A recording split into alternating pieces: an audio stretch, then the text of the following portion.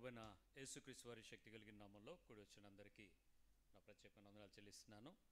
ఆయా ప్రదేశాల్లోంచి దేవుని యొక్క వాక్యం వీక్షిస్తున్న మీ అందరికీ ప్రభునామంలో శుభాహ్వానం.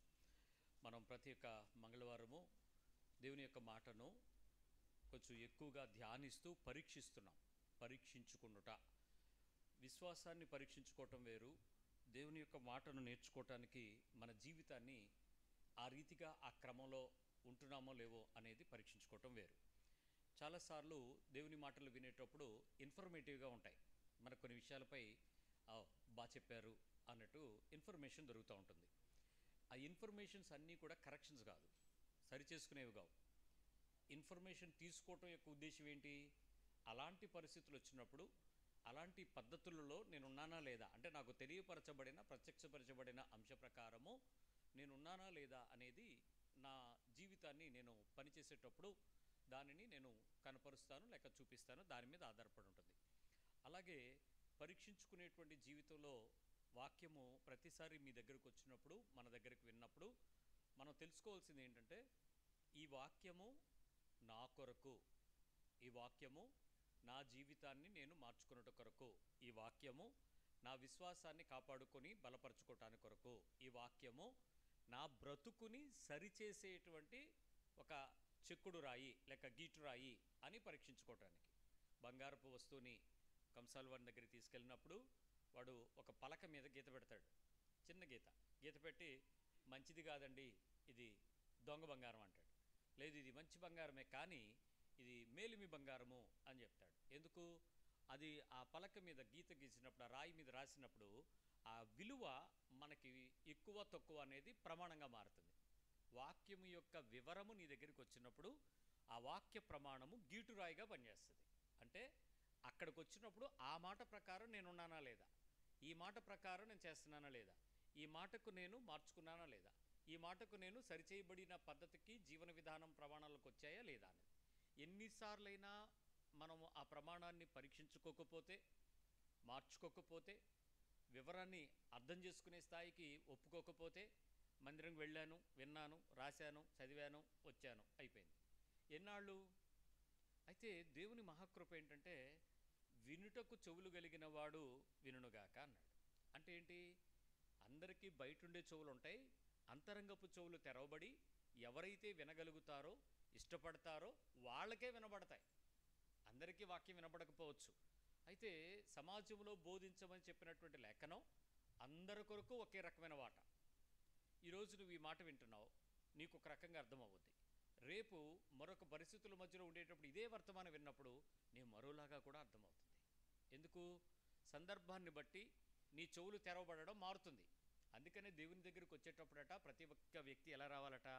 శిష్యుడు తన బోధకుడు ఏమైతే చెప్తాడో, ఎలా అయితే బోధిస్తాడో, ఏ ప్రమాణం అయితే ఆయన చూపిస్తున్నాడో దానిని వినటానికి కావలసిన చెవులతో రావాలట.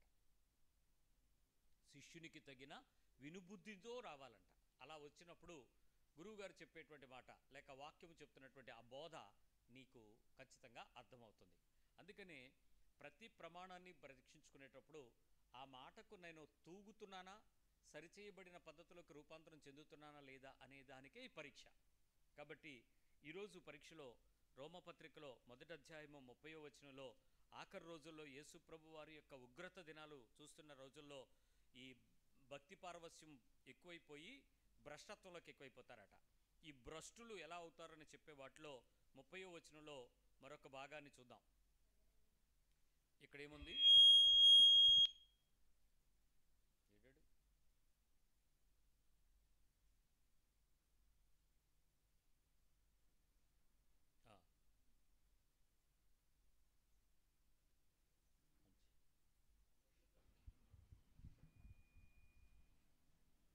ఏడాడు అట్టివారు సమస్తమైన దుర్నీతి చేతను, దుష్టత్వము చేతను, లోభము చేతను, ఈర్ష్య చేతను నిండుకొని మత్సరము, నరహత్య, కలహము, కపటము, వైరము అనువాటితో నిండిన వారై కొండెగాండ్రును, అపవాదకులను, దేవద్వేషులను, హింసకులను, అహంకారులను, బింకములాడువారును, చెడ్డవాటిని కల్పించువారును, తల్లిదండ్రులకు అవిధేయులు. ఇక్కడ ఇప్పటి వరకు చెడ్డవాటిని కల్పించువారు అనేటువంటి మాటను విన్నాం. ఇక్కడ నుంచి అవిధేయులును. హలో. అక్కడేదో కనెక్ట్ అయింది.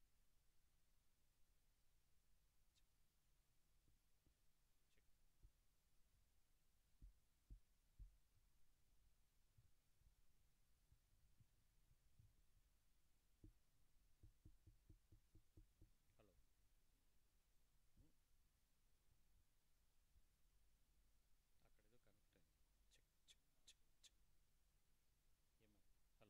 హలో. హలో. హలో. వస్తుంది. పెంచు. హలో. హలో. హలో.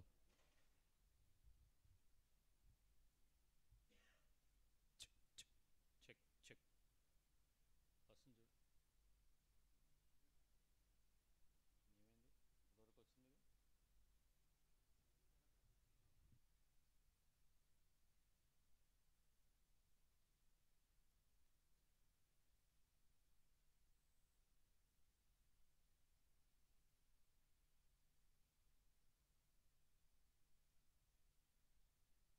వచ్చింది. ఇది వస్తుందా?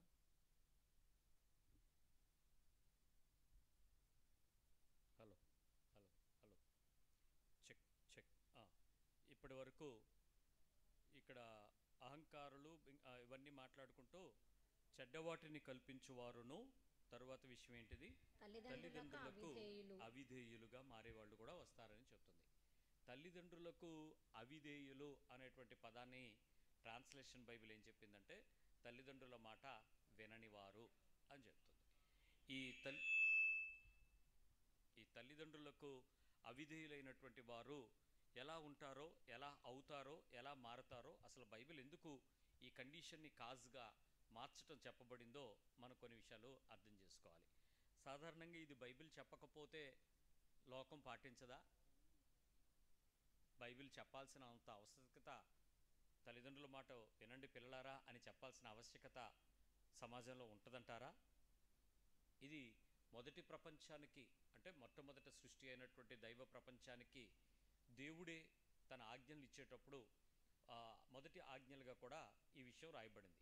మీరు తల్లిదండ్రులని ప్రేమించాలి అనేటువంటి మాట హెచ్చరికగా ఇవ్వబడింది. మరి ఈ విషయాన్ని మీరు ఆలోచించినప్పుడు ఎందుకు ఈ విషయంలో దేవుడు ఇంత ప్రాధాన్యత ఇచ్చుంటారు అని ఎంతవరకు ఆలోచించుంటాం? ఆలోచిద్దాం. ఈ వచనాన్ని మనం ధ్యానం చేసేటప్పుడు మీరు ఇదే బైబిల్లో ఈ విషయాలు ఉన్నాయా, నిజమేనా అన్నంత అనుమానం మీకు కలుగుద్ది. ఈ వచనాల్లో ఈ విషయం మీద మీకు ఆ రెఫరెన్స్ చదివినప్పుడు మీకు అర్థం అవ్వదు. ఈ విషయం దాందా, ఎందుకు ఇలా చెప్పాడు అన్న విషయం వస్తుంది. తల్లిదండ్రులకు అనేటువంటి పదాన్ని మీరు అర్థం చేసుకోవడానికి ప్రయత్నం చేస్తే ఏ స్థాయిలో మీరు తల్లిదండ్రులు అవుతారో ఒకసారి ఆలోచన చేయండి. మీరు తల్లిదండ్రులు అవడానికి మీరు ఏం చేయాలి? ఏం చేస్తే మీరు తల్లిదండ్రులు అవుతారు? ఒక వ్యక్తి తండ్రిగాను తల్లిగాను ఎప్పుడు మారుతాడు? ఏం చేస్తే తల్లిదండ్రులుగా మారుతారు? మనకు తెలిసిన విషయం ఏంటి? పెళ్ళి అవ్వాలి, పిల్లలు పుట్టాలి. పిల్లలు పుట్టడానికి మీరు చేయగలిగింది ఏంటి? మీరు తల్లిదండ్రులుగా మారడానికి మీరు చేయగలిగింది ఏంటి? నిజం చెప్పనా? మీరు ఏమీ చేయకుండా ఉన్నప్పుడే మీరు తల్లిదండ్రులు అయిపోతారు. మీరు ఎందుకు తల్లిదండ్రులు అయ్యారో కూడా మీకు తెలియదు. కానీ ప్రకృతి క్రమములో సహజ సిద్ధమైన పద్ధతులలో మీరు తల్లిగాను తండ్రిగాను మారిపోతారు. మీరు ఏం చేయక్కర్లా దానికి. పిల్లల్ని కనడానికి ఈ రోజుల్లో వైద్యులు, ఈ రోజుల్లో నాటు మందులు, నేటి మందులు, ఇంకేవో పద్ధతులు వచ్చాయి, విధానాలు. ఒకప్పుడు ఏమున్నాయి? ఏమీ లేవు. భార్య భర్త వాళ్ళు కలిసి ఉండాలి, వాళ్ళు కలిసి ఉంటారు. వాళ్ళు ఎన్ని సంవత్సరాలకు పిల్లలు పుడితే అన్ని సంవత్సరాలు పిల్లలు పుడతారు. ఒక్కొక్కళ్ళు చెప్తారు, నిన్న ఎవరో చెప్పారు, నా దగ్గరకు ఒక పాపను తీసుకొచ్చారు. ఆ పాపను చూస్తూ చాలా ముద్దుగా బొద్దుగా మంచి హెల్దీగా ఉంది బేబీ. ఆ పాపను చేతిలో తీసుకున్నప్పుడు ఆ తల్లి ఎలా మోస్తుందో అనుకున్నాను, అంత బరువుగా ఉంది. ఓకే, ఎన్ని నెలలు అన్నాను. 15 days అంది. అమ్మో, 15 రోజుల పిల్ల నాకు 6 నెలల బిడ్డలాగా ఉంది, అంత బిడ్డగా ఉంది. ఏంటి అని అంటే, అవునన్నా 17 సంవత్సరాలకు పుట్టిందన్న. ఒక్కసారి 17 సంవత్సరాల పాటు వాళ్ళు పిల్లల గురించి తిరగని డాక్టర్లు, పద్ధతులు చాలా చేస్తుంటారు. కానీ 17 ఏళ్ల పాటు వాళ్ళు పిల్లలు పుడతారు అనేటువంటి ఒక విశ్వాసంతో ఎదురు చూడగలగటం కూడా గొప్ప విషయమే కదా. అయితే మనలాగా డబ్బులుంటే ఐవీఎఫ్, ఐయుడి వీటికి వెళ్ళిపోయి ఉండేవాళ్ళు. లేవు కాబట్టి ఎదురు చూశారు, దేవుడిచ్చాడు, 17 ఏళ్ళకి పుట్టారు. సో ఆరోగ్యవంతమైన బిడ్డే, చాలా చక్కగా బలంగా ఉంది. సో దేవుడు ఆమెను పేరెంట్ అవ్వాలి అని మనుషులు ప్రయత్నం ఏమైనా చేశారా అంటే ఏం చేయలే. ఏదో కొద్దిపాటి విశ్వాసం ఉంచి ఉండుంటారు, కానీ పిల్లలు అయిపోతారు, తల్లిదండ్రులు అయిపోతారు. సో తల్లిదండ్రులుగా మారిపోయినటువంటి ఒక జనమును పిల్లల తరము తల్లిదండ్రుల తరము కలిపి 2 జనరేషన్స్ని, అంటే బిడ్డ మరియు తండ్రికి మధ్యలో ఇవ్వబడిన ఈ హెచ్చరిక ఆలోచించండి. ఒక తండ్రి తల్లి ఒక తరం, వాళ్ళకు పుట్టినటువంటి పిల్లలు వేరొక తరం, ఈ ఇద్దరికి మధ్యలో ఈ కండిషన్ ఉంది. దొంగతనం చేయకూడదు, ఎవరికి సంబంధించింది? ఇట్స్ ఎ యూనిజెండర్ కామన్లీ వచ్చేటువంటి ఒక కమిషన్. వ్యభిచారం చేయకూడదు, ఎవరికి సంబంధించింది? కానీ ఇది అలా కాదు. చూడండి, నీ తల్లిని తండ్రిని సన్మానించాలి, గౌరవించాలి, ఈ పదాలు చెప్పాడంటే ఆ హెచ్చరిక 2 జనరేషన్స్ మధ్యలో పెట్టాడు. మిగిలినవన్నీనేమో ప్రజలకు సంబంధించినటువంటి అన్ని కాలాలకు పెట్టాడు, ఈ కాలం మాత్రం ఖచ్చితంగా వారి మధ్యలో పెట్టాడు. ఇక్కడ తల్లిదండ్రులను సన్మానించుట అనేటువంటి విషయం బైబిలు 2 కోణాలను కలిపి చెప్పింది. అంటే నీ రక్త బంధుత్వపు తండ్రి, నీ రక్త సంబంధి అయిన తల్లి, అంటే నీ గర్భమున పుట్టినటువంటి పిల్లలు మొదటి తరము తల్లిదండ్రులు. రెండవది పెంచిన పెరిగిన వాతావరణం నుంచి వచ్చిన తల్లిదండ్రులు. దానిలో దత్తత చేసుకోవచ్చు, లేక పెంపకానికి ఇచ్చిన తర్వాత పెంచుకోవచ్చు, లేక పరిస్థితులను బట్టి నీ చుట్టుపక్కల ఇంకెవరైనా తల్లిదండ్రుల మధ్యలో కూడా నువ్వు కలిసి ఉండవచ్చు. ఈ మూడింటికి తేడా ఏంటో చెప్తాను. నన్ను అడాప్ట్ చేసుకున్నారు, నన్ను చిన్నప్పుడు ఆయన తీసుకున్నారు. ఇప్పుడు నేను ఎవరు పిల్లవాడిని? నన్ను కన్నారా? కనలేదు, కానీ వాళ్ళకి నేనేమవుతాను? బిడ్డనవుతాను. ఆయన నాకేమవుతాడు? నాన్న అవుతాడు. మొదటిది. రెండోది, మా తమ్ముడు కొడుకుని నేను పెంచుకుంటాను. అక్కడ సరిగ్గా చదువులు ఊర్లు లేక నా దగ్గర పెరుగుతున్నాడు. ఇప్పుడు వాడు నన్ను ఏమని పిలుస్తాడు? నా పిల్లలతో పాటు నాన్న అని పిలుస్తాడు. చిన్నప్పటి నుంచి నా దగ్గర ఉంటే నేనేమన్నా కన్నానా? లేదు. మరి నేను పెంచుతున్నాను, దత్త తీసుకున్నానా? లేదు. మరి వాడు అవుడు నా కొడుకే, వాడికి నేనేమున్నాయి? తండ్రినే. ఇప్పుడు ఈ 3 సంబంధం లేదు, ఈ 3 సంబంధం లేదు. అనాథాశ్రయంలో పెరుగుతున్నాడు ఒకడు. ఆ అనాథాశ్రయం తండ్రి ఆ యజమాని నాడేమని పిలుస్తాడు? నాన్నే అంటాడు. కన్నడా? దత్తత? రక్తబంధుత్వమా? కానీ పిల్లోడే. ఇప్పుడు ఇంకో విషయం చెప్తాను. ఈ ఊర్లో, ఈ వీధిలో కొంతమంది పెద్దోళ్ళు, ముసలోళ్ళు అందరూ కలిసి ఉంటున్నాం, ఫ్యామిలీస్ అన్నీ ఉంటున్నాం. మా పక్కింట్లో ఎవరో కొత్తగా వచ్చారు. మా ఇంట్లో 3 పిల్లలు ఉన్నారు, వాళ్ళ ఇంట్లో 2 పిల్లలు ఉన్నారు. ఆడుకోవడానికి మా ఇంటికి అలా ఇలా వెళ్తూ ఉంటారు. ఏదో సందర్భం వచ్చిందనుకోండి, సడన్గా వచ్చేటప్పుడు పిల్లల వయసును బట్టి, తండ్రులు పెద్దవారు అవ్వడాన్ని బట్టి, వయసు అంతరాన్ని బట్టి వాళ్ళకి మనం మా పిల్లలే అంటామా, మా పిల్లలు కాదంటామా? ఎవర్రా ఈ పిల్లలు ఎక్కడ ఉన్నారు అని అంటే ఏమంటాం? నేను కనలేదు బాబు, నా పిల్లలు కాదు అంటామా? ఏయ్, మా వీధిలో ఉన్నారు వీళ్ళందరూ ఎవరు? స్కూల్లో ఉన్న పిల్లలందరూ టీచర్కి ఏమవుతారు? కందా. మరి వీళ్ళెవరు పిల్లలు? సో ఇక్కడ పిల్లలు అనేటువంటి కమిషన్కి, తండ్రులు తల్లులు అనే కమిషన్కి ఎన్ని అర్థాలు ఉన్నాయి? వీళ్ళందరికీ సంబంధించిన నిబంధన ఈ నిబంధన. ఇప్పుడు నీ పక్కింట్లో పెద్దోళ్ళు ఉంటే వాళ్ళకి నువ్వేమవ్వాలి? నీ కన్న వాళ్ళకి నువ్వేమవ్వాలి? నిన్ను పెంచిన వాళ్ళకి ఏమవ్వాలి? నీకు బుద్ధి జ్ఞానం నేర్పిన తల్లిదండ్రులైన టీచర్లకి ఏమనాలి? అందరూ తండ్రులే. సో అందరికీ పిల్లలమే. ఈ వారసత్వపు అనుబంధం ఒక్క రక్తబంధుత్వమైనటువంటి అమ్మా నాన్నకు మాత్రమే, లేక కొడుకు తల్లికి మాత్రమే, తండ్రి కొడుకు మాత్రమే రిలేటెడ్ కాదు. అది వాక్యం. అందుకు ఈ రకమైనటువంటి హెచ్చరిక కొన్ని తరాలకు సూచనగా, ఆజ్ఞగా ఇవ్వబడింది. లేకపోతే చెప్పాల్సిన పనేంటి దేవుడికి? తల్లిదండ్రుల కంటే నన్ను కన్నా తర్వాత ఒక కుక్క తన పెద్ద కుక్కతో, అంటే పిల్ల కుక్క తల్లి కుక్కతో కొద్ది రోజుల పాటు ఉంటుంది, తర్వాత మామూలు అయిపోద్ది. కానీ ఇది అలా కాదే. మనకు బుద్ధి జ్ఞానములు ఇచ్చాడు దేవుడు, ఆత్మనిచ్చాడు. కాబట్టి దాని క్రమమును ఖచ్చితమైన పద్ధతిలోనే మనం కొనసాగించాలని కోరుకున్నాడు. ఆ పద్ధతిలో, విధానంలోకి మనం వెళ్లాల్సిందే. దానిలోకి నడిపించబడాలని కోరుకుంటున్న దేవుని పద్ధతిని మనం ఫాలో అవ్వాలి. ఆజ్ఞ ఏంటో చూద్దామా? నిర్గమకాండం 20వ అధ్యాయము 12వ వచనం. ఎక్సోడస్ 20:12. నిర్గమకాండం 20వ అధ్యాయము 12వ వచనం.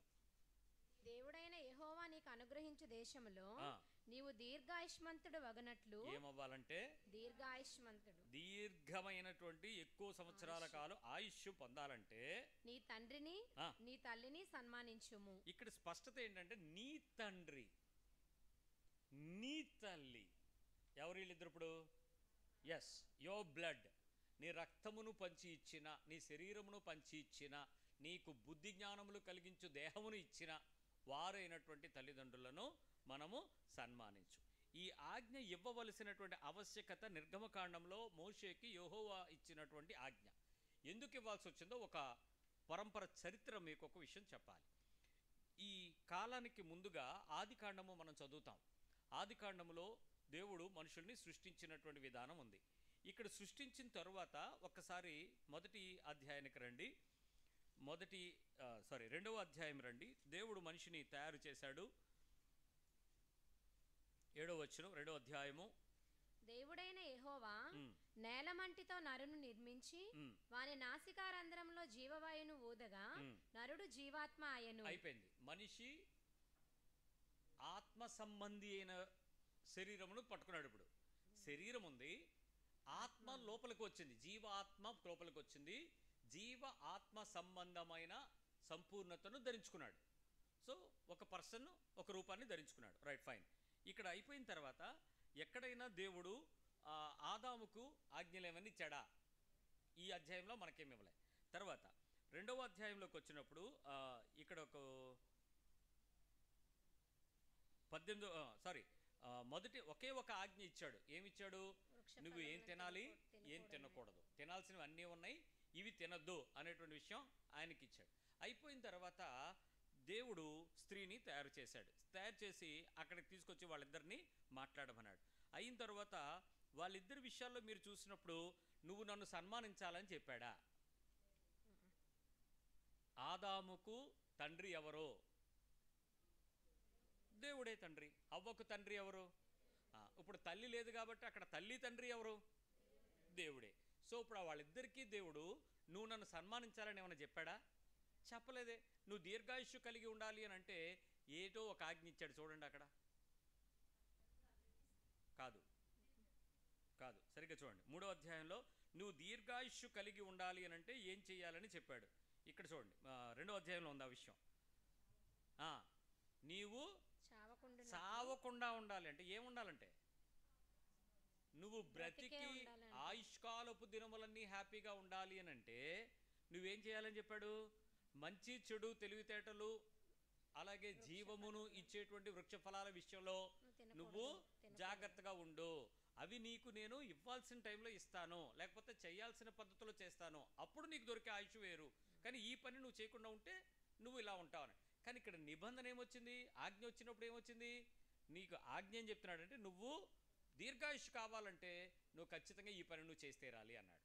ఈ ఆదికాండంలో చెప్పబడిన తర్వాత సృష్టి క్రమం పెరుగుతూ ఉండగా మనుషులు అపారమైనటువంటి జ్ఞానంను కలిగి అపవాది చెప్తున్నటువంటి సంగతులను గుర్తెరిగి ఇప్పటికీ ఈరోజు ఉన్నటువంటి కాలానికి చాలా దేశాలలో తల్లిదండ్రులైనటువంటి వ్యక్తులను అపారంగా పూజించటం ప్రారంభమైంది.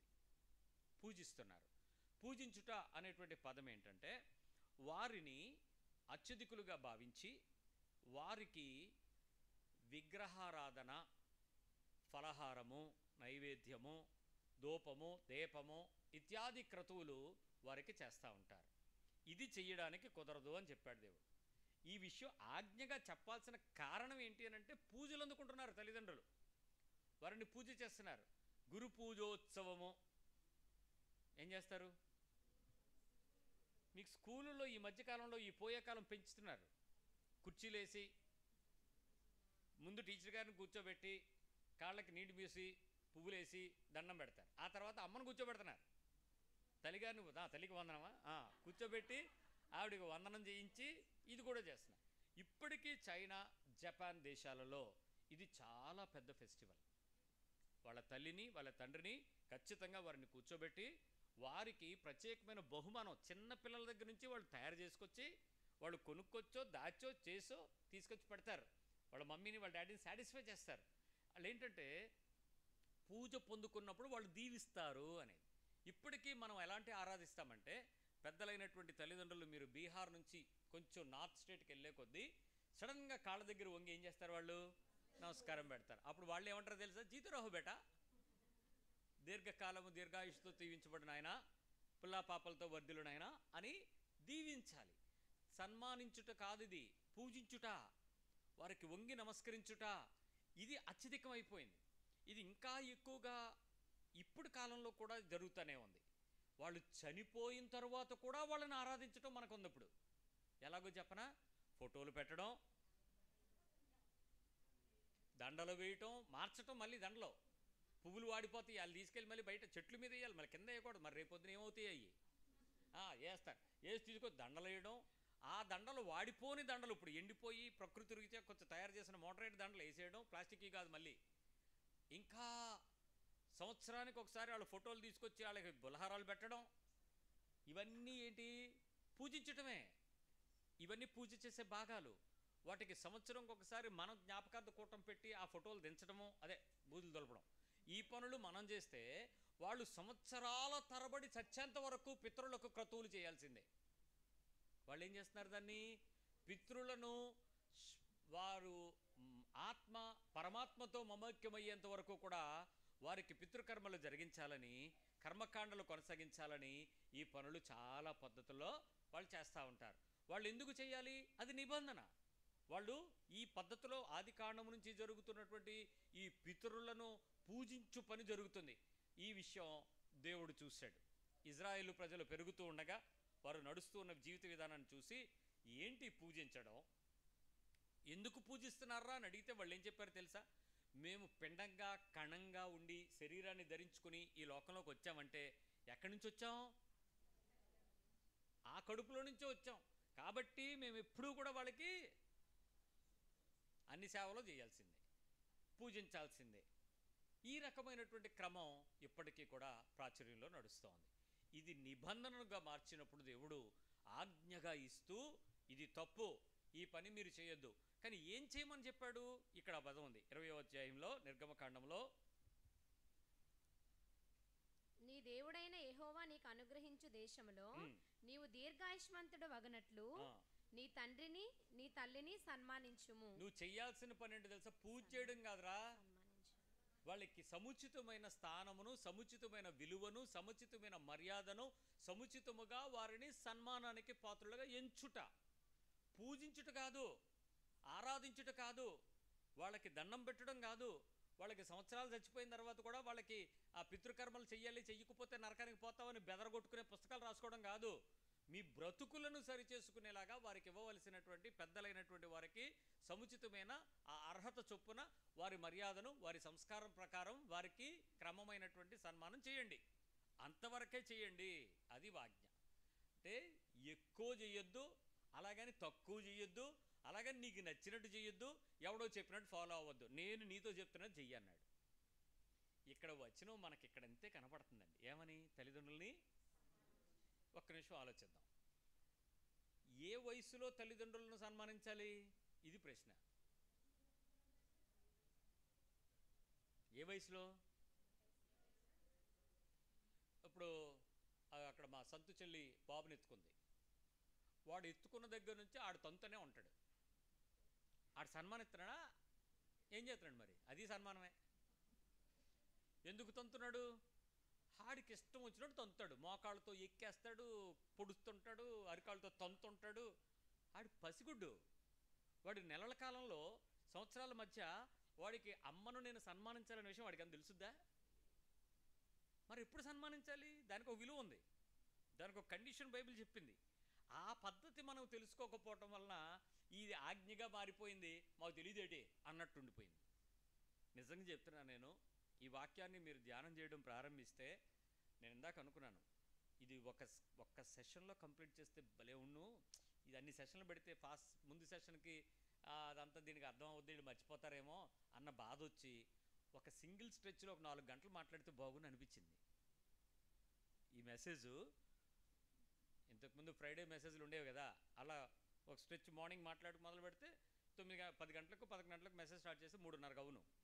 చక్కగా ఆ రోజంతా దాని గురించినటువంటి విషయం వివరంగా మాట్లాడుకుందాం. అలా మాట్లాడితే తప్ప దీని విషయం పూర్తి అవగాహన రాదేమో అనిపించింది. ఎందుకు? ఈ విషయం మీద సాధారణంగా నేను ఏ మెసేజ్ వినలేదు. మీరు ఎప్పుడైనా నేను నన్ను వదిలేయండి, అంటే ఈ చర్చిలో విషయం వదిలేయండి, బయట మీ చర్చిల్లో ఎప్పుడైనా మీ తల్లిదండ్రులు సన్మానించనే దాని మీద ఎన్ని మెసేజ్లు విన్నారు?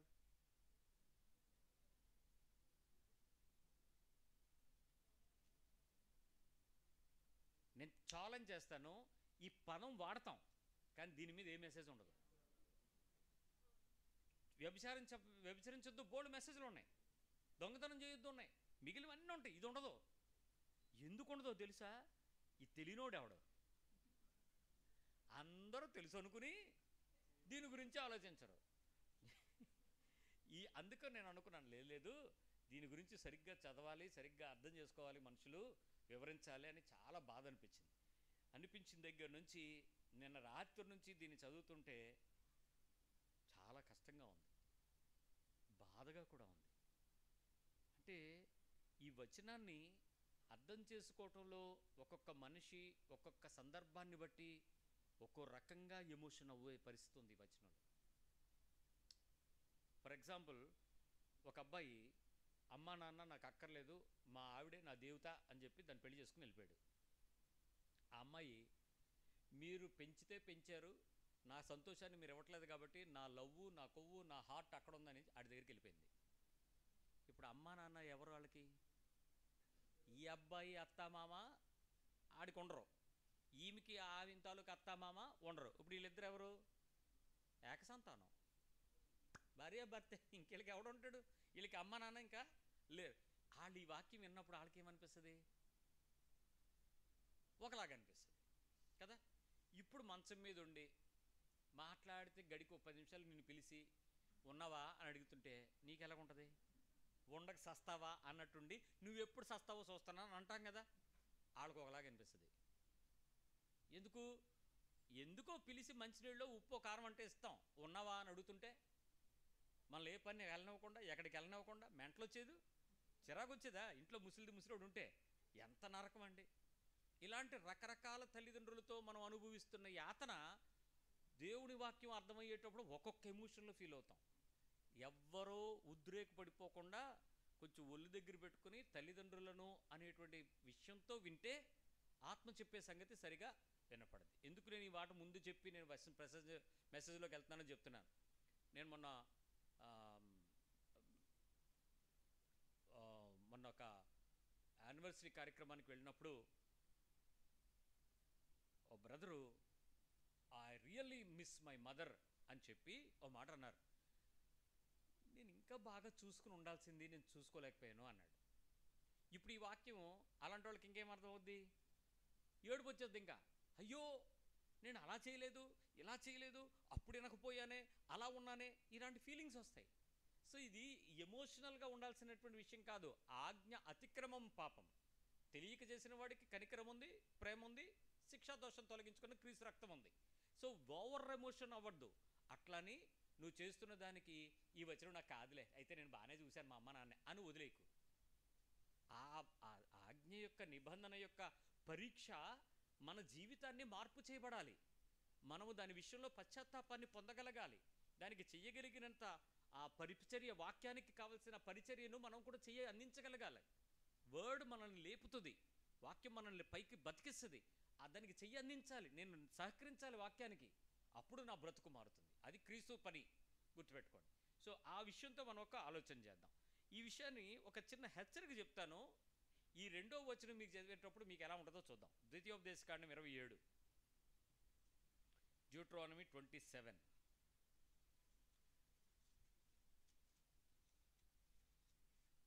27వ అధ్యాయము 16వ వచనం. తన తండ్రినైనను తన తల్లినైనను నిర్లక్ష్యం చేయువాడు శాపగ్రస్తుడని చెప్పగా ప్రజలందరూ ఆమెన్ అనవలెను. ఏం చేస్తే ఆమెన్ అనాలి? నిర్లక్ష్యం చేస్తే. నిర్లక్ష్యం అంటే అర్థం ఏంటో ఇప్పుడు చెప్పండి. పట్టించుకోకపోవడం అంటే పట్టించుకునే అవకాశం ఉండి పట్టించుకోకపోవడమా?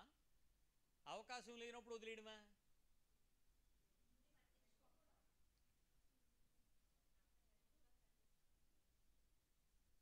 అది ఏటో చెప్పండి. అవకాశం ఉండి పట్టించుకోకపోవడమా? వాళ్ళు పట్టించుకునేలాగా ప్రవర్తించకపోతే ఆ ముసలోళ్ళు అప్పుడు కూడా ఈ వాక్యం నాకు నా పక్కన నేను ఉంటాను పుస్తకం పట్టుకుని, తల్లిదండ్రులను నిర్లక్ష్యం చేయవాడు శాపగ్రస్తుడు అంటాను. ఈ సంఘం అంతా పక్కన వచ్చి ఆమె అందనుకో, అప్పుడు నేనేం చేయాలి? ఎలా పట్టించుకోవడం? ఎలా చెప్తున్నాను కదా, దేవుని మాట రెండొంచులు కలిగిన ఖడ్గం. ఇటు చెప్పేవాడికి వినేవాడికే కాదు, నువ్వు ఉన్న ప్లేస్లో నీ చుట్టూ ఉన్న వాళ్ళకి కత్తులైపోతాయి, మొత్తం కోసి పడేస్తుంది లోపల. చెప్పండి ఇప్పుడు నిర్లక్ష్యం అంటే ఏంటి? అవకాశం ఉండి చేయకపోవటమా, లేక చేయకపోవటమా?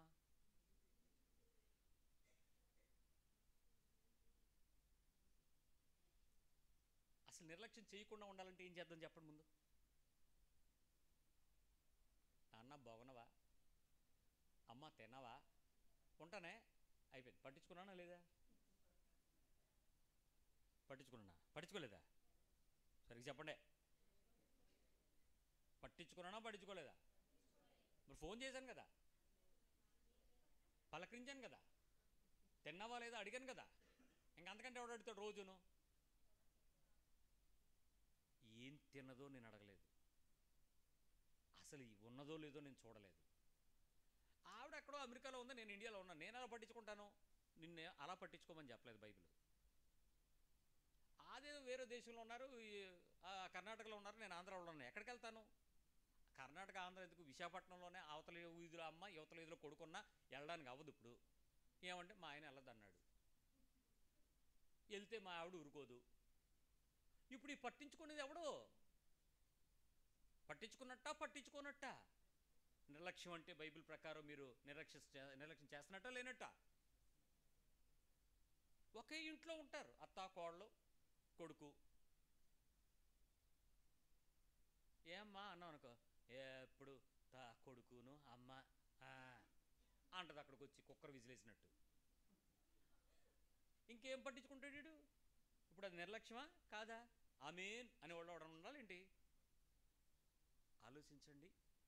వాక్యము నీ మాటకు మొదటి ఆజ్ఞగా నిర్గమకాండము 20:12 విన్నప్పుడు నీకు నొప్పి రాలే, సన్మానించమన్నాడు, దీర్ఘాయుష్రమ్మన్నాడు, వస్తుందన్నాడు అన్నాడు. కానీ ద్వితీయోపదేశకాండంలో 27:16 మాట్లాడుతున్నప్పుడు మాత్రం నీకేదో నొప్పి కొడుతుంది, నీకు నరం ఎక్కడో లాగింది లోపల, ఏంటి జరిగింది, ఎక్కడో సన్న సప్పుడు వచ్చింది.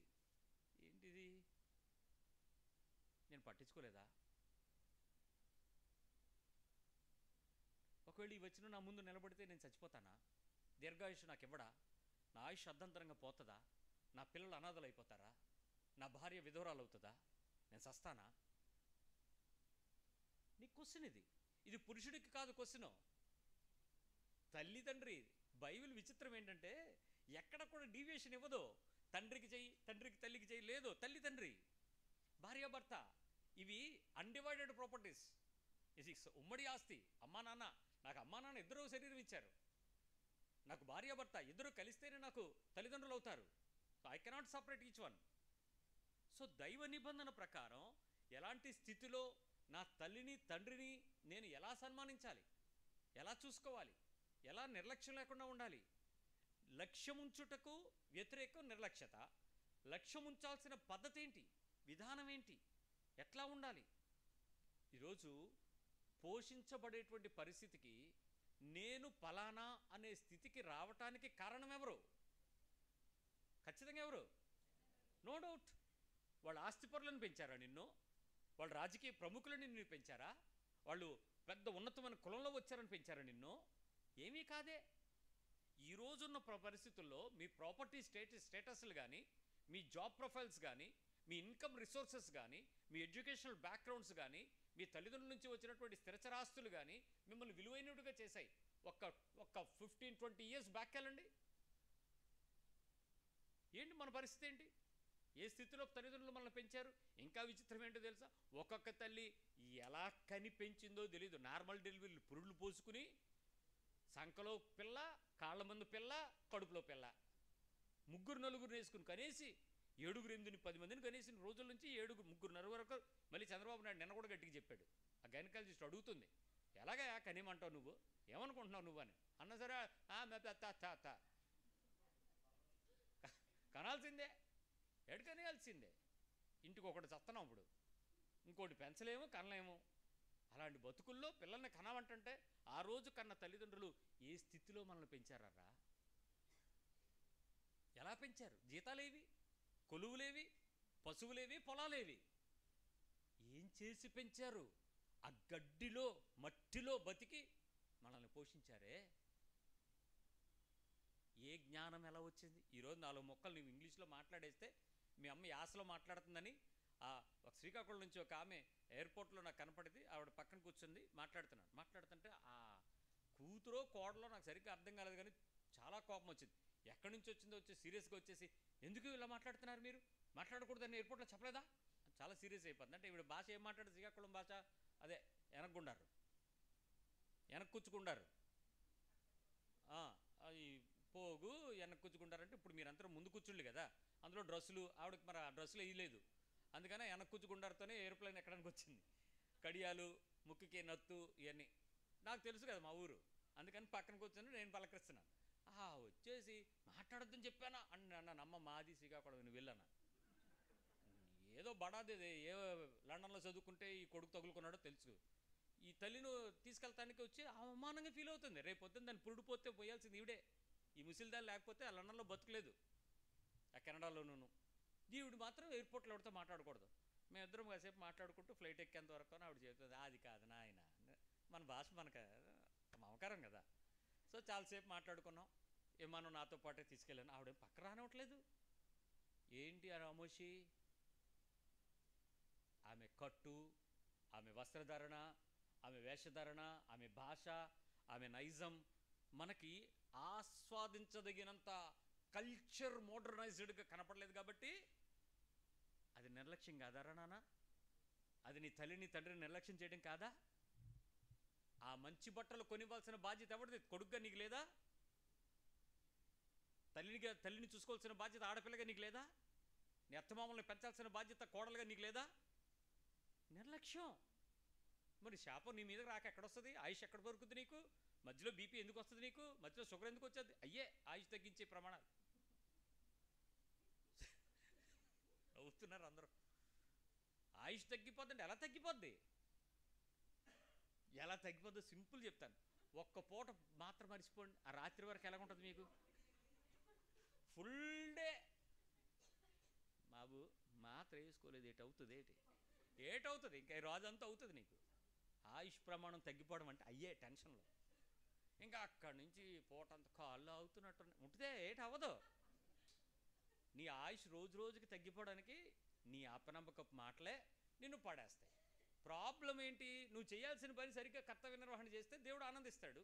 నీకు జ్ఞానం వస్తుంది, జ్ఞాపక శక్తి వస్తుంది, లోపల ఆత్మలో మరిచిపోతున్న సంగతులు గుర్తు చేయి, పరిశుద్ధాత్మను నీకు అభిషేకంతో బోధిస్తాడు. నువ్వు తప్పు చేయవు, పాపం చేయవు, పరిశుద్ధంగా బతుకుతావు, జీవితకాలపు ఆయుష్కాలం నువ్వు దేవుని యందు నిలబడతావు. అచ్చా టెన్షను కారణం నీ క్రియాదోషం. రైట్, ఇంకో విషయం చెప్తా. ఈ పరిస్థితుల్లో ఎందుకు దేవుని యొక్క ఆజ్ఞ చాలా పరిస్థితుల్లో వివరంగా దేవుడు చాలా జ్ఞానంగానే వాటిని మాట్లాడాడు. ఇక్కడ ఒక ఉదాహరణ చెప్తాను మీకు అర్థం అవ్వడానికి. ఎందుకు దేవుడు తల్లిదండ్రుల విషయంలో పిల్లలకి ఈ కండిషన్ అండ్ క్లాస్ పెట్టాడో చెప్తాను. నేను ఇందాక ఒక ప్రశ్న వేశాను. ఆదాముని అవ్వని దేవుడు నన్ను ప్రేమించు, నన్ను సన్మానించు, నన్ను జాగ్రత్తగా చూసుకో, నన్ను లక్ష్య పెట్టని చెప్పాడా? చెప్పలే. కానీ ఆజ్ఞ వచ్చినప్పుడు ఏం చెప్పాడు? నీ తల్లిదండ్రులు అన్నాడు. యేసుక్రీస్తు వారు దాన్ని ఏం చేశాడు? సింప్లిఫైడ్ న్యూ టెస్టిమెంట్లో కమాండ్, ఫస్ట్ కమాండ్ ఏంటి? నీ పూర్ణ హృదయంతోనూ, నీ పూర్ణ ఆత్మతోనూ, పూర్ణ మనసుతోనూ, పూర్ణ బలంతోనూ నీ దేవుడైన యెహోవాను అని. సెకండ్ ఏంటి? నిన్ను వలె నీ పొరుగువాడిని. మొదటి ఆజ్ఞలో నిన్ను వలె నీ పొరుగువాడిని ప్రేమించాలి అనేది ఓల్డ్ టెస్టిమెంట్ అంతా ఉంది. కానీ న్యూ టెస్టిమెంట్లో దాన్ని పెట్టుతూ సెకండరీగా చేస్తూ ప్రైమరీగా నీ దేవుడి గురించి నీకు చూపిస్తూ, నీకు సమాజంలో చూడాల్సి వచ్చినప్పుడు తల్లి తండ్రి అనేటువంటి పాత్రకు నువ్వు ఇచ్చేటువంటి విలువ అందరినీ చూసేటువంటి ప్రేమకు భిన్నంగా ఉండాలి అని చెప్పాడు. ఇది యూనివర్సల్గా చేయలే. నీ నీ జనాలందరినీ నువ్వు చూపించేటువంటి దేవునిని ప్రేమించే పద్ధతిలో పొరుగువాడిని ప్రేమించే పద్ధతిని కామన్గా పెట్టి నీ తల్లిదండ్రుల విషయంలో మాత్రం నీకు వార్నింగ్ కాషన్ ఇచ్చాడు. కొలసి పత్రిక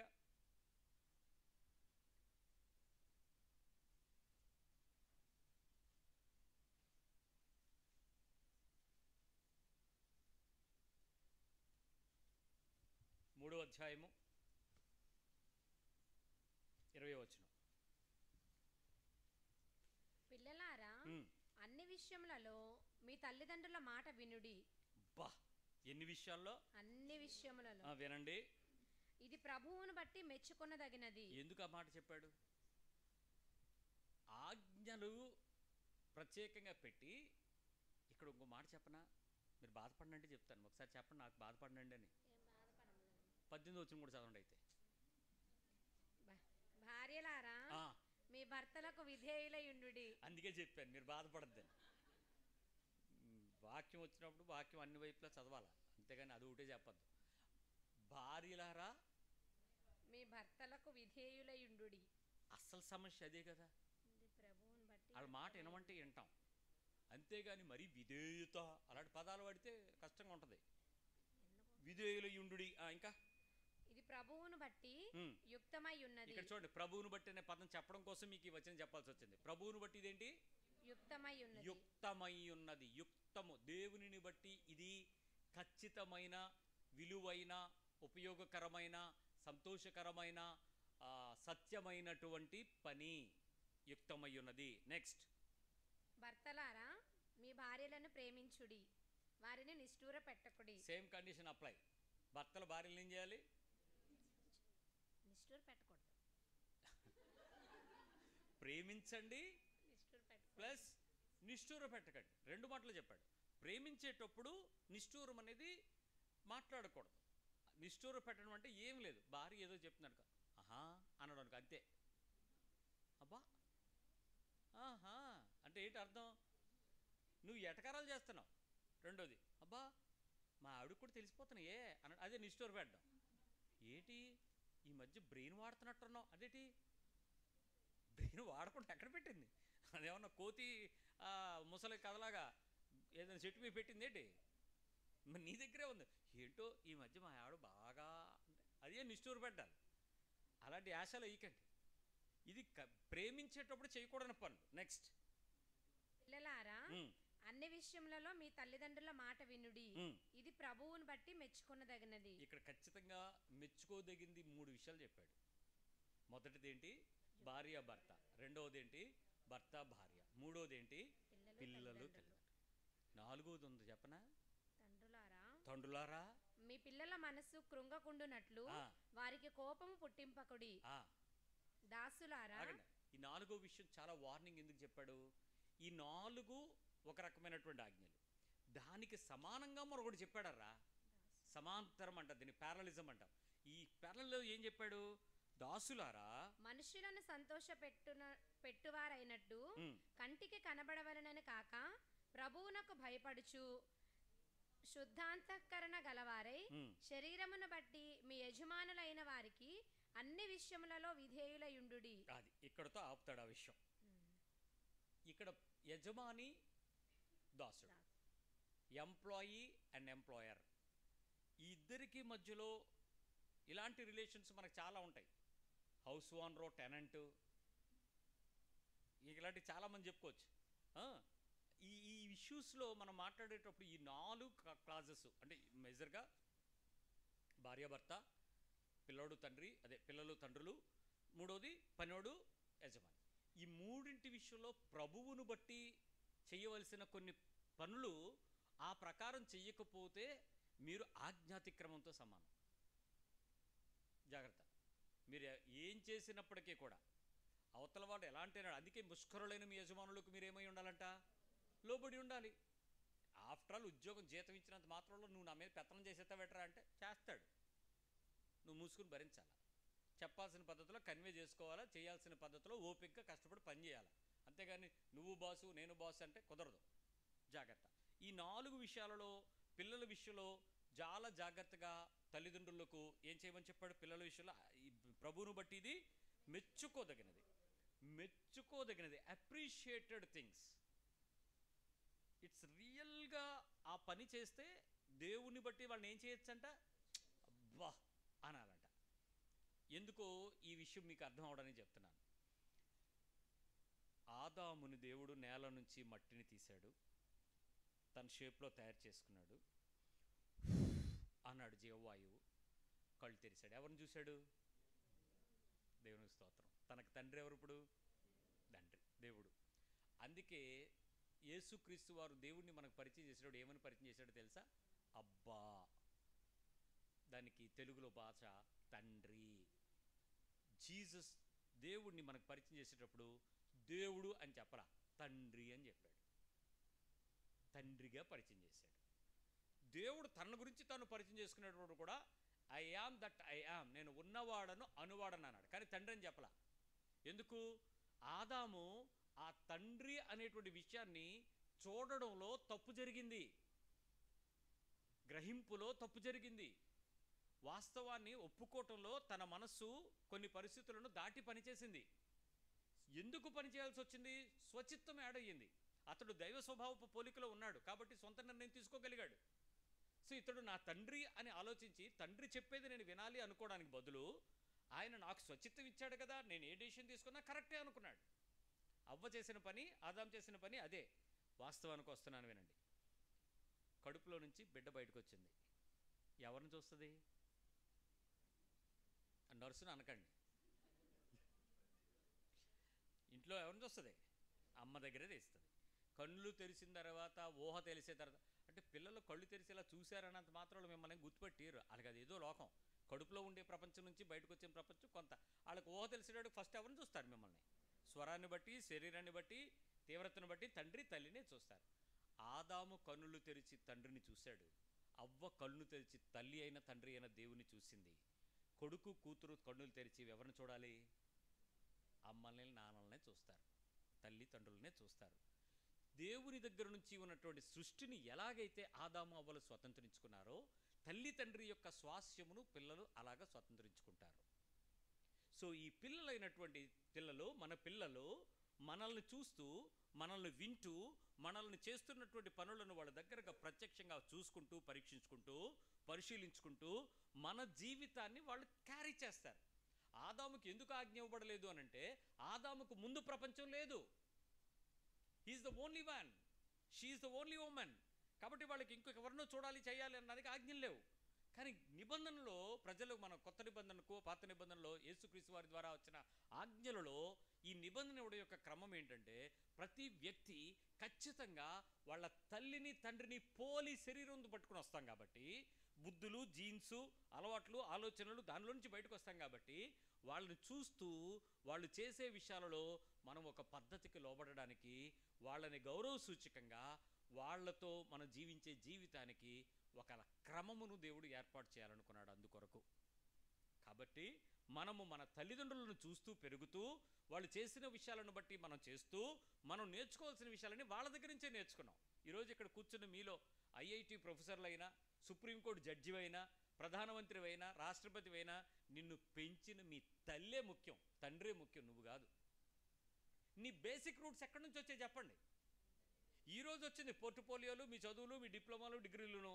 అంతకు మునుపు నువ్వు పెంచిందంతా ఎక్కడ? నువ్వు సంవత్సరంన్నర తర్వాత, అదే 3 సంవత్సరాలకు నువ్వు ఎల్కేజీ, అంగన్వాడీ, ఉప్మా బడికి వెళ్ళే లోపు నిన్ను నేర్పిందంత ఎవరు? సో నీ బేసిక్స్ అన్నీ ఎక్కడ పడ్డాయి? సో ఆ రోజు నిన్ను పడిపోయినప్పుడు నిన్ను లేపింది ఎవరు?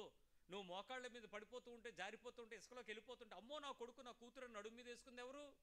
నీ తల్లి తండ్రే, పక్కోడు కన్నా. సో అంత స్థితిలో వాళ్ళు మనల్ని పెంచినప్పుడు ఆ మమకారాన్ని మర్చిపోకుండా ఉండడానికి నీ లైఫ్లో ఎప్పుడూ కూడా వాళ్ళకి నువ్వు ఇవ్వాల్సిన విలువను తక్కువ చేస్తే కుదరదన్నాడు దేవుడు. I have my good friends in Israel. వాళ్ళతో నేను మాట్లాడేటప్పుడు వాళ్ళు మాట చెప్తారు, మా ఊర్లో కానీ, మా వీధిలో కానీ, మా దేశంలో కానీ ఏ కొడుకుకి తండ్రికి, ఏ కూతురికి తల్లికి మధ్యలో డిస్ప్యూట్స్ ఉండవురా అన్నాడు ఆయన. We never have any disputes. Legal అఫైర్స్లో ఎక్కడా కూడా ఇల్లీగల్గా మా కోడలు ఇలా అందని కానీ, మా కొడుకు ఇలా అన్నాడని కానీ, ఈ అల్లుడు ఆ అత్తని ఇలా అన్నాడు కానీ, ఇవి మా ఊర్లో, మా దేశంలో ఉండవు. మీ ఏంట్రా ఈ ఇండియాలో ఇన్ని కేసులు ఉన్నాయి అన్నాడు వచ్చి. They will never have an single dispute. కొడుకు తండ్రిని కానీ, కోడలు అత్తను కానీ అసలు ఒక డిస్ప్యూట్ అనేది ఉండదంట అక్కడ. ఎందుకు ఉండదు? It is a command, no, it is a God said no, how we can against to them అన్నాడు కళ్ళు ఇంత పెద్ద చేసి. ఏంట్రా అంతలాగా ఆశ్చర్యపడిపోతున్నాడు? దేవుడు చెప్పాడు కదరా అన్న, వాళ్ళని సన్మానించమన్నాడుగా, వాళ్ళని ఎలా తిడతావు, వాళ్ళని ఎలా ఆశ్రయించుకుంటావు, ఎలా కోపం ఉంచుకుంటావు, వాళ్ళతో మనం ఏమైనా అనొచ్చా? ఆ బుద్ధి మనకెందుకు రాలేదర్రా? ఆజ్ఞ బుర్రకి ఎక్కలే. అసలు నాకు ఇంకా కొంచెం బాధ అనిపించి అన్నాను, అరే అంత ఎక్స్ట్రాలు చెప్పకు, ఉండకుండా ఎందుకు ఉంటాయి, అత్తా కోడలకు పడకుండా ఉంటాయి, అల్లుడికి ఉంటాయి కదా డిస్ప్యూట్స్ అని. అంటే అడు మాట అన్నాడు, if something happens that the people won't speak to them అన్నాడు. చుట్టుపక్కల వాళ్ళతో మాట్లాడరంట. ఇంట్లో గొడవ పడితే చుట్టుపక్కల ఎవరు వాళ్ళ దగ్గరికి వెళ్ళరంట. ఎందుకు? శాపగ్రస్తుడు, ఆడిని ముట్టుకోకూడదు, ఆడి దగ్గరికి వెళ్ళకూడదు, ఆల్రెడీ సచ్చినోడు, శవాన్ని ముట్టుకోకూడదు, అంత జాగ్రత్తగా ఉంటారంట. ఒకవేళ అలా ఉండాల్సి వస్తే మన పరిస్థితి ఏంటారా? మన చుట్టూ ఎవడు ఉండడు, ఈగలు తోలినట్టు తోలాలి మనల్ని. నా చేపల మీద తోలుతా చూడది, అలా చండాలంగా ఇసురుకుని తోలుతారు మా 5-6 ఈగలను. అందరిలో ఈ ప్రాబ్లం ఉంది. మీకు తల్లులతోనూ ప్రాబ్లం, తండ్రులతోనూ ప్రాబ్లం, అత్తలో మామలో కామన్ ప్రాబ్లం, ఈ కోడళ్ళు కామన్ ప్రాబ్లం. బుద్ధి లేనితనం అంతా ఏంటో తెలుసా? ఆజ్ఞాతిక్రమం పాపం అని తెలియక సచ్చిందవడా సచ్చిందానా బతకాలనే జీవం కోరుకోకపోవటం ఎంత నిర్లక్ష్యం అది. ఎంత విలువగా చూస్తారో తెలుసండి పెద్దోళ్ళని, వయసులో పెద్దోళ్ళని వాళ్ళు ఎంత ఆనర్ చేస్తారో. పిల్లలంటే పెద్దలంటే అంత గౌరవంగా చూస్తారు. బికాజ్ గాడ్ సెడ్, తలనరిసిన వాడిని, వాడి దగ్గర జ్ఞానం ఉంది, వాడిని సన్మానించని బైబిల్ చెప్పింది కదండి.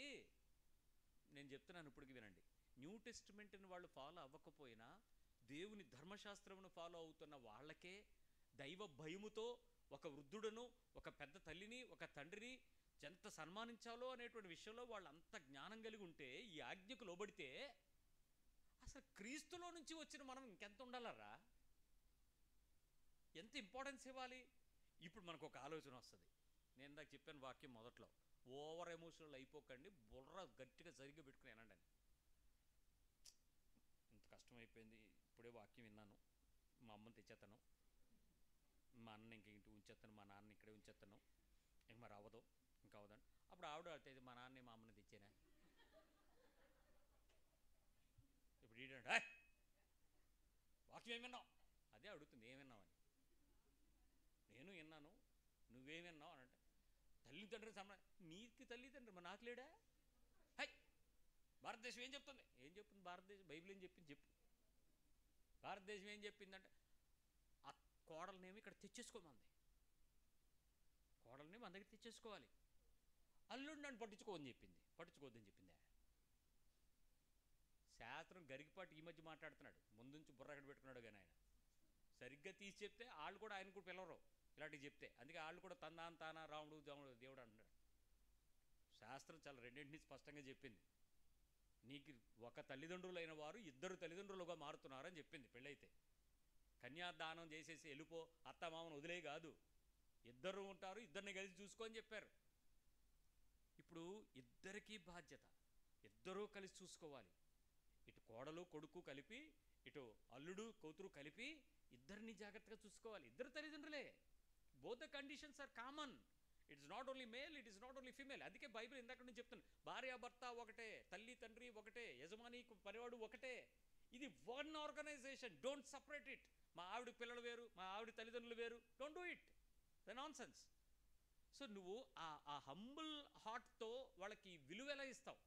వాళ్ళని మాట పడకుండా, మాట అననివ్వకుండా, మాట అనిపించుకోకుండా ఎలా ఉంటావు? ఈ సౌత్ ఇండియాలో చూసినటువంటి, మేము తిరిగినంత వరకు తెలంగాణ, ఆంధ్ర, కర్ణాటక, తమిళనాడు, కేరళ తిరిగినాను. ఈ దేశాలు తిరిగినప్పుడు నాకు అర్థమైంది ఒకటే, నార్త్లో అంత ఫీలింగ్ ఉండదు. బహురాణి అని పిలుస్తుంది కోడల్ని అత్త. బహు కాదు, బహురాణి. సీరియల్ చూడట్లేదేటి? బహురాణి అంటే ఏంటి? ఇంటి యజమానురాలా? మరి అత్త కదా యజమానురాలు. అచ్చే, కోడలు వచ్చినంటే యజమానురాలు పోసి మారిపోద్ది. ఆవిడ కోడలు మహారాణి అని పిలుచుకుంటారు.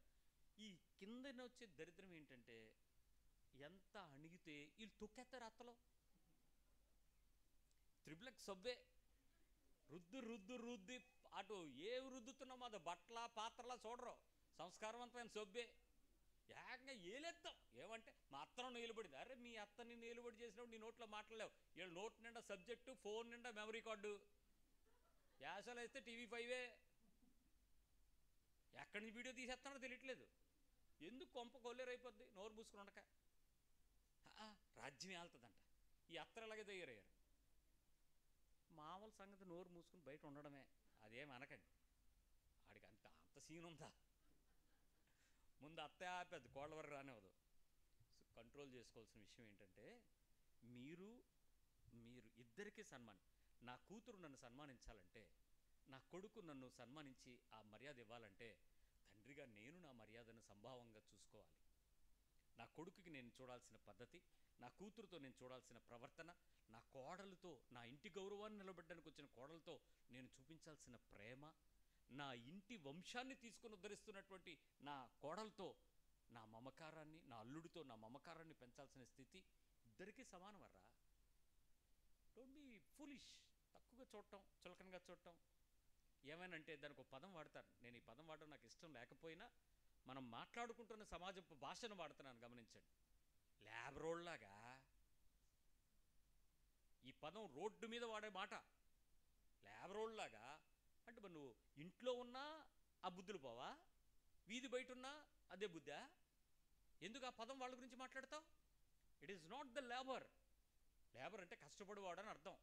కష్టపడేవాడికి మాట్లాడే అర్హత ఎందుకుంది? వాడి కడుపు మండుద్ది, వాడి నడుము నొప్పి పడుతుంది, వాడి నరం లాగుద్ది. కాబట్టి వాడు ఆ కష్టాన్ని మార్చుకోవటానికి నోట్లో నుంచి ఉస్సు అస్సు ఆడితో పాటు కస్సు బుస్సు విసురుతాడు మాట. ఆడన్నాడని నువ్వు అంటున్నావా, అందుకు నువ్వు ఆ పదం వాడావు ఆళ్ళలాగా అని.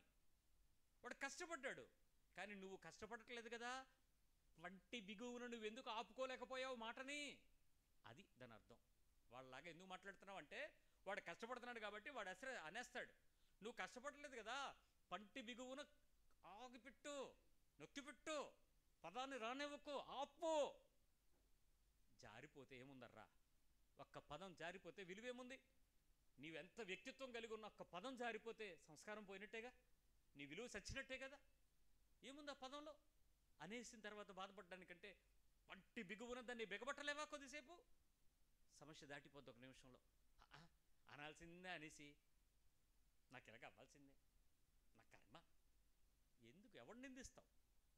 నీ శరీరం మీద నీకు అదుపు లేదా? నీ శరీరంలో ఉండేటువంటి దేవుని ఆలోచన ఇచ్చే ఆత్మ మీద నీవెందుకు లోపడలేకపోయావు? ఆ రాజు పరిపాలన కిందకి ఎందుకు రావట్లేదు నువ్వు?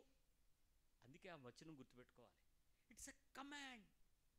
వాడిని నేను ఇప్పటికీ అడిగాను, అరే ఎప్పుడైనా ఇలాంటి పరిస్థితి వస్తే ఏం చేస్తారు అని అంటే, ద ఇమ్మీడియట్ మూమెంట్, ఆ పరిస్థితి వచ్చిన వెంటనే అరుచుకోవటం కాదు, వ్యక్తపరచటం కాదు. మా అమ్మగారే కదా, మా పెద్ద ఆయన కదా, మా మామగారే కదా, మా తాతగారే కదా, వాళ్ళు నన్ననక ఎవరిని అంటారు? నన్ను పెంచారు కదా, నేను పెరిగాను కదా, నా రూపం మీద నా శరీరం మీద పూర్తి అధికారం వాళ్ళదే కదా. So I should honour them. వాళ్ళు అన్నారులే, రేపొద్దున అవసరమైతే వాళ్ళు చెప్తారులే, వాళ్ళకి చెప్పకపోయినా పర్వాలేదు, నేను తీసుకోగలనులే అని గౌరవిస్తామన్నా, మేమేమి తిరుగుబాటు చేయమన్నా మా పెద్దల మీద అన్నాడు. నేను అన్నాను, అరే మీ ఆవిడతో మాట్లాడాలి, నువ్వు గ్యాస్ కుట్టేస్తున్నావు, మాకు ఎంత ఇతికిదామన్నా పాస్టల్ కుటుంబాల్లో గొడవలు మేము చూస్తున్నాం, పంచాయతీలు, ఒకసారి మాట్లాడాలంటే మాట్లాడన్నాడు. ఆమెతో మాట్లాడినప్పుడు వాళ్ళ అత్తగారు పక్కన ఉంది. ఇద్దరు ఒక్కడే ఉన్నప్పుడు ఫోన్ ఆన్ చేశాడు, వాళ్ళది వీడియో కాల్ మాట్లాడుతూ ఆవిడని అడిగాను, ఏమ్మా ఏంటి సంగతి అని అడిగితే, ఆ అమ్మాయికి తెలుగు వచ్చు, నేను చెప్తున్నా ఆవిడకి, ఏమ్మా ఏంటి సంగతి అని అడిగితే అప్పుడు ఆవిడ చెప్పింది, నా గురించి నేనెందుకు చెప్పాలన్నయ్య, మా అత్తను అడుగుంది. ఆవిడ చెప్పింది, అలా ఎలా మాట్లాడుకుంటాము బాబు అని అడిగింది ఆవిడ. అదేంటి నాకు అర్థం కాలేదు. అలా ఎలా మాట్లాడకుండా ఉంటాం అని అలా మనం ఎలా మాట్లాడుకుంటాం అని అడుగుతుంది ఏంటండి ఆవిడ? నిజంగా చెప్తున్నాను, నాకు తల్లిదండ్రులు ఉన్నారు, మాట అనకుండా ఉండగలమా? అనుకోకుండా ఉండగలమా? అనుకోకుండా ఉండగలమా? అనకుండా ఉండలేనప్పుడు ఒక స్థాయి, అనుకోకుండా ఉండగలిగితే ఇంకెంత ఉన్నత స్థాయో. అబ్బా అనిపించింది. ఈ వచనం ధ్యానం చేస్తున్నప్పుడు అవన్నీ కలెక్ట్ అయ్యాయి నాకు. అరే, ఎన్నిసార్లు తిట్టుకున్నాం, ఎన్నిసార్లు శపించుకున్నాం, ఎన్నిసార్లు దుఃఖపెట్టాం, ఎన్నిసార్లు బాధపడ్డాం. ఇప్పుడు వెళ్ళి మాట్లాడడానికి కొంతమంది తండ్రులు లేరు భూమి మీద. వెళ్ళి చెప్పుకుందామంటే వాళ్ళు రారు, సమాధి మట్టి అయిపోయి ఉంది సమాధుల కింద. ఎవరితో వెళ్ళి గాయాసం తీర్చుకుంటావు? పశ్చాత్తాపం పడాల్సిన సందర్భమేమో. దీర్ఘాయుష్మాడు దేవుడెరుగు. అసలు పదాన్ని నేను అర్థం చేసుకోకపోవడం వల్ల నా నా బతుకెందుకు ఇంత దిగజారిందని ఎందుకు ఆలోచించలేదు నేను? తెలివి తక్కువగా ఉన్నారు. ఆవిడే నన్ను పెంచింది. బుద్ధి లేకుండా ఉన్నారు. మా నాన్నకు బుద్ధి లేదు ఇప్పటికి. ఆయనే నా చెయ్యి పట్టుకుని నన్ను నడిపించాడు. చదువు లేదు,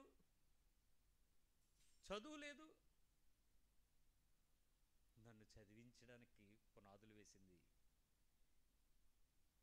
ఉద్యోగస్తుడు కాదు మా నాన్న. మా నాన్న అనకూడదు, మా బాబుకి ఏ ఉద్యోగం లేదు. తాగాడు, తిరిగాడు, తిన్నాడు, ఖర్చు పెట్టాడు, దోబరా చేశాడు, నాశనం చేశాడు. కానీ నాకు ఊపిరిచ్చి, నాకు రూపమిచ్చి, నాకు ప్రాణం పెట్టి, నేను విరోచనాలు అవుతున్నప్పుడు, జ్వరం వచ్చినప్పుడు, వాంతులు అవుతున్నప్పుడు, నేను డాక్టర్ దగ్గరికి వెళ్ళలేనప్పుడు ఆ తాగుబోతోడే, ఆ తిరుగుబోతోడే డబ్బులు ఖర్చు పెట్టాడు. ఏంటి నా ప్రవర్తన ఎలా అయిపోయింది? ఆయన మీద ఇలాంటి చెడ్డ అభిప్రాయంకి వచ్చానేంటి? Why I can curse my daddy and mummy? I'm unable to వాళ్ళని నేను ఆ రకంగా వాళ్ళని ఆనర్ చేయలేకపోతున్నాను, సన్మానించలేకపోవడానికి కారణం ఎవరు? బహుశా దుష్టుని ఆత్మ కలిగించేటువంటి మాటలు ఎవడో నన్ను చెప్పుంటాడు. మీ నాన్న ఎలా అంటాడు, మీ అమ్మ ఎలాంటిదని ఎవడో దరిద్రుడు నా నోట్లో చెవులో చెప్పుంటాడు. దానికి నేను చెడ్డ అభిప్రాయం తెచ్చేసుకున్నానేమో తల్లిదండ్రుల మీద.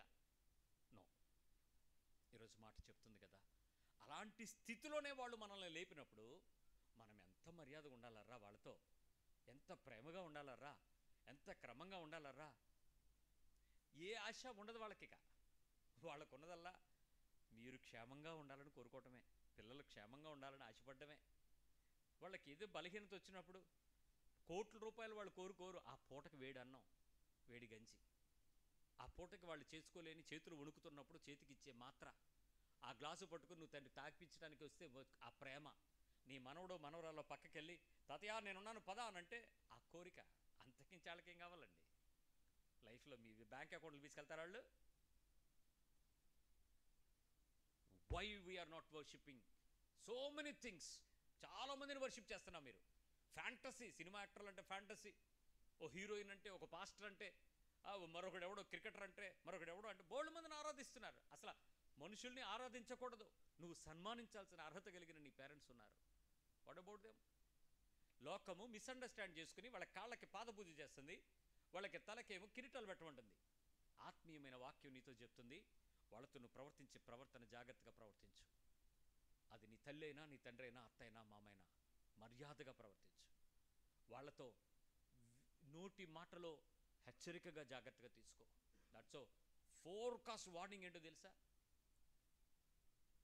ఆ తల్లిదండ్రుల విషయాలలో వాళ్ళనంట, వాళ్ళ నోట నుంచి తెచ్చుకునే ఆశీర్వాద వచనానికట విలువ ఉందంటండి. విలువ ఉందంట ఆశీర్వచనానికి. గుడ్డోడైపోయాడు, కళ్ళు కనబట్టలే, కొడుకుని పిలిచి అన్నాడు, రేయ్ మాంసం పట్టరారా నేను దీవిస్తానన్నాడు. రెండోవాడు వచ్చాడు, దీవించేశాడు. ఆడొచ్చి అడుగుతున్నాడు, నాన్న శాపం కూడా లేదా నీ నోట్లో? whatever it is in your mouth, it is a blessing to me. Whether it is only a blessing or a curse doesn't matter. శాపమా ఆశీర్వాదమా కాదు, నీ నోట్లోంచి వచ్చేది నాకు విలువ. Give me something, let me do the favour daddy, నాకు ఇవ్వు. ఉందా నీకు విలువ? అది నీ తండ్రి పట్ల, నీ తల్లి పట్ల, నీ అత్తగారి పట్ల, మీ మామగారి పట్ల విలువ ఉందా నీకు? నీ పెదనాన్న, నీ పిన్నాన్న, నీ తాతలు, వారి పట్ల నీకు ఆ విలువ ఉందా? ఆ గౌరవం ఉందా? వాడు తండ్రులు కాదా? వారు తల్లులు కాదా? బైబిల్ ఎంత విలువిచ్చిందో దానికి వ్యతిరేకంగా ప్రవర్తించే ప్రవర్తనకి శిక్ష కూడా అంతే ఉంది. శిక్ష అంత దారుణంగా ఉంది. ఆ శిక్ష గురించి చెప్తే మీరు చస్తారు. కానీ ఆ బైబిలు ఎంత విలువగా ఈ విషయాన్ని ఎంచిందో అంత ప్రమాణంగా మన బ్రతుకుని మార్చుకుందాం. This a time to repent before God. ముందు దేవుని దగ్గర పశ్చాత్తాపడదాం, మనుషుల దగ్గరికి వెళ్ళి ఒప్పుకుందాం, ప్రార్థన చేద్దాం.